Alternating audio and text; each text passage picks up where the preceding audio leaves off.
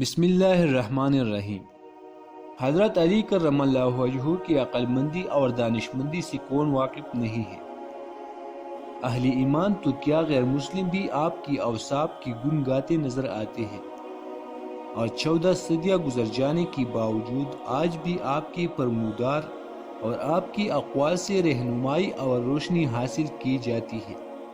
اپنے آج کی ویڈیو میں ہم آپ کے ساتھ ایک ایسا واقعہ شیئر کرتے ہیں جس میں ایک شخص دربار خلافت میں حاضر ہوا، حضرت علی کرم اللہ وجہہ سے پوچھا کہ جب اللہ تعالی ہم سے 70 ماؤں سے زیادہ محبت کرتے ہیں تو پھر ہمیں دکھ اور تکلیف کیوں ملتا ہے، اور ہم مصیبت اور پریشانی میں مبتلا کیوں کرتے ہیں؟ اس پر جناب علی کرم اللہ وجہہ نے اس بات کا کیا جواب دیا، ہم آپ کو تفصیل سے وہ جواب پہنچائیں گے، مگر آپ لوگوں سے گزارش کرتے ہیں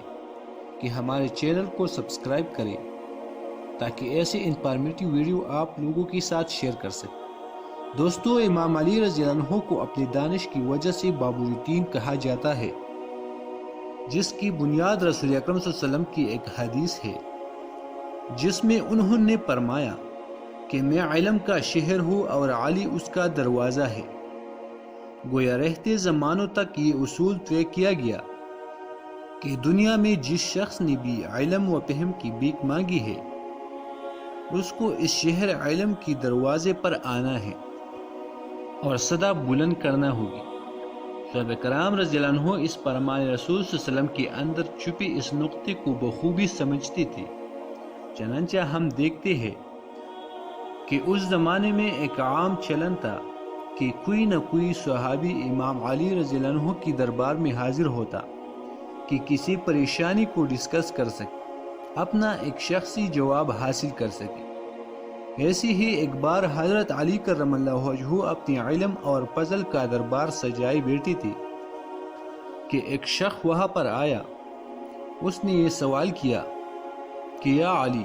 یہ بتائیے کہ جب اللہ تعالی ہم سے بے پناہ محبت کرتا ہے پھر ہم پر دکھ اور تکلیف کیوں بیچتا ہے؟ خواتین و حضرات، یہ حضرت علی رضی اللہ عنہ کی ریاست کا امتحان نہیں تھا، بلکہ اللہ تعالیٰ نے ایک سبب پیدا کرنا تھا کہ رہتی دنیا تک یہ ایک مفصل جواب ضرور پہنچائے اور لوگوں کا طرز فکر بالکل بدل کر رہ جائے۔ حضرت علی کرم اللہ وجہہ مسکرائے اور فرمایا کہ اے شخص، شکر ادا کرو کہ اللہ تعالیٰ نے دکھ کو پیدا کیا، یہ اللہ کی عظیم ترین نعمتوں میں سے ایک عظیم نعمت ہے۔ اس پر وہ شخص فطری طور پر حیران ہوا اور جوابی سوال پوچھا کہ یا علی رضی اللہ عنہ، دکھ بھی نعمت ہے؟ جناب علی رضی اللہ عنہ نے فرمایا کہ اے شخص، دکھ اس طرح ایک نعمت ہے کہ اللہ جس شخص کو مضبوط بنانا چاہتا ہے اس کو دکھ کی راہ پر چلاتا ہے، جس شخص کو اپنا قریب کرنا چاہتا ہے اس کے اوپر رنج اور مصیبت بھیجتا ہے۔ گویا وہ شخص جو آسانیوں، راحتوں اور خوشیوں کے اندر اللہ تعالیٰ کی ذکر سے غافل تھا، اس کے لیے یہ ایک موقع دیا جاتا ہے کہ وہ اللہ تعالیٰ کی طرف لوٹ آئے، اللہ تعالیٰ کو اپنی دعاؤں میں یاد کرے اور اسی کے آگے سر جھکائے۔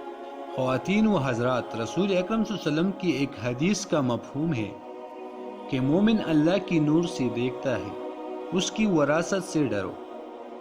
تو یہ جو امام علی کرم اللہ وجہہ نے ارشاد فرمایا کہ دکھ اللہ تعالیٰ کی طرف سے ایک نعمت ہے، اس کے پیچھے بھی یہ سوچ کر فرماتی کہ قرآن مجید میں اللہ تعالیٰ اپنے بندوں سے ارشاد فرماتا ہے۔ سورۃ بقرہ کی آیات نمبر 55 کا ترجمہ آپ تک پہنچاتے ہیں کہ اللہ تعالیٰ فرماتے ہیں، ضرور ہم تمہیں آزمائیں گے، کچھ خوف سے، بھوک سے، مال اور جان کی نقصان سے اور پلوں کی ضیاع سے، اور صبر کرنے والوں کو خوشخبری دے دو۔ گویا انسان کے لیے ایک موقع دیا جاتا ہے، اسے ایک چانس دیا جاتا ہے کہ اس کی طرف سے اللہ نے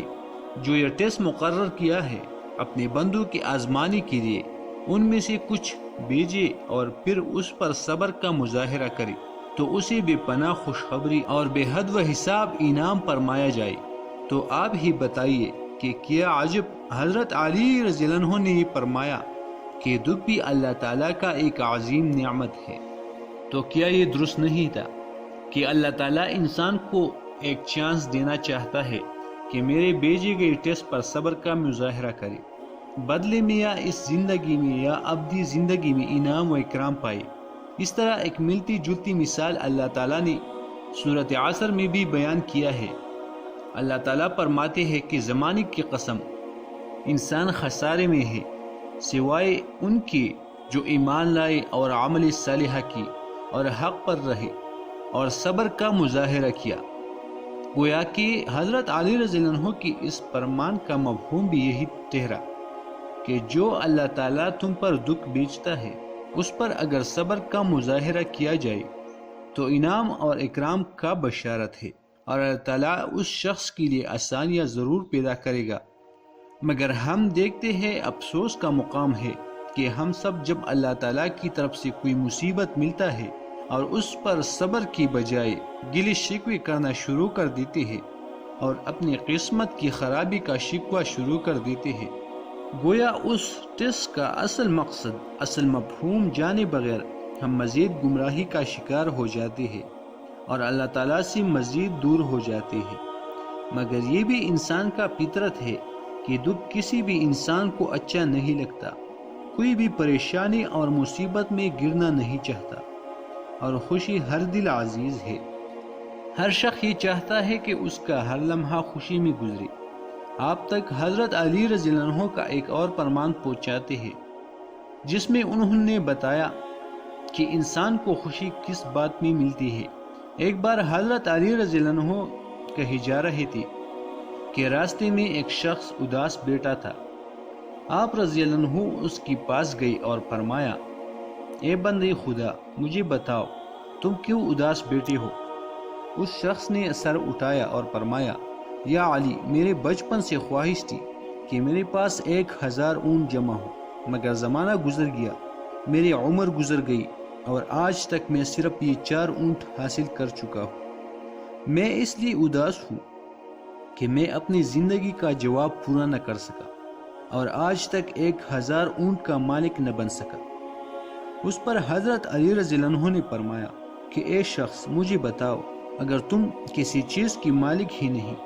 اگر تم کسی چیز کو حاصل ہی نہیں کر سکی اور کوئی چیز تمہارے پاس نہیں ہے،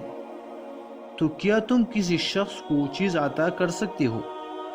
تو اس شخص نے بتایا، یا علی، اگر کوئی چیز میرے پاس نہیں ہے تو میں اسے کیسے کسی کو دے سکتا ہوں؟ تو جواباً حضرت علی رضی اللہ عنہ نے فرمایا کہ یہ 1000 اونٹ اپنے وجود میں خوشی نہیں رکھتی تو تم تک کیسے خوشی پہنچائیں گی؟ تمہاری خوشی اس بات میں نہیں ہے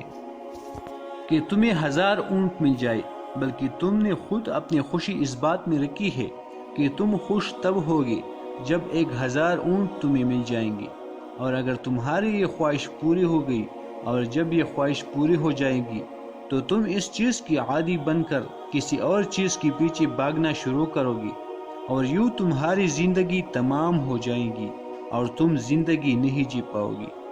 جاؤ زمین پر پیرو اور دیکھو، اس زمین پر ان گنت ایسے لوگ ہیں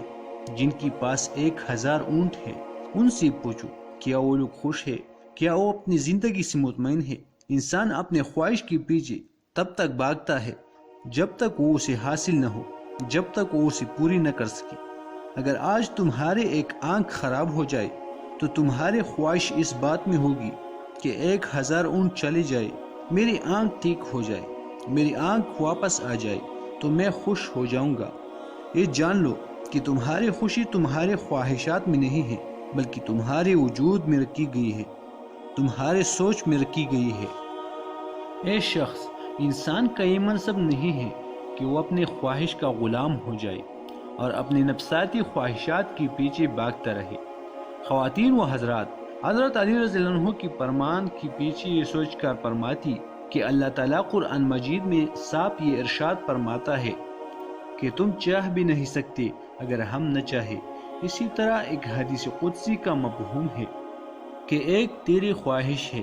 اور ایک میری خواہش ہے اور ہوگا وہی جو میرا خواہش ہے. یعنی اگر انسان اپنے خواہشات کو، اپنی مرضی کو اللہ تعالیٰ کی مرضی کی تابع کرے اور جو کچھ اس کو عطا ہو اس پر راضی رہے، اس پر شکر ادا کرتا رہے، تو عجب نہیں کہ وہ مقام بھی آ جائے کہ اس کا ہر خواہش ہر دل سے نکلتی والی دعا کو پوری کرنا شروع کر دے. تو خواتین و حضرات، یہ تھی وہ دو واقعات جو ہم نے آپ لوگوں تک پہنچائے کہ کیسے حضرت علی رضی اللہ عنہ سے کسی نے سوال پوچھا کہ اگر اللہ تعالیٰ ہم سے 70 ماؤں سے زیادہ محبت کرتا ہے تو پھر ہم پر دکھ اور تکلیف کیوں نازل کرتا ہے. ہم نے آپ لوگوں کو نہ صرف مکمل واقعہ سنایا بلکہ اس کے ساتھ ایک دوسرا واقعہ بھی سنایا کہ حضرت علی رضی اللہ عنہ نے فرمایا کہ دکھ کی بعد انسان کو خوشی کیسی حاصل ہوئی، انسان کی خوشی کس چیز میں شامل ہے. یقیناً آپ لوگوں نے یہ باتیں سنی ہوگی اور سوچنے سمجھنے کا موقع ملا ہوگا. اگر ہم اپنے مقصد میں کامیاب ہوئے ہیں تو اس ویڈیو کو لائک اور شیئر کریں، اور اگر ابھی تک آپ لوگ ہمارے سبسکرائبر نہیں بنے ہیں تو ہمارے چینل کو سبسکرائب کریں. خدا حافظ.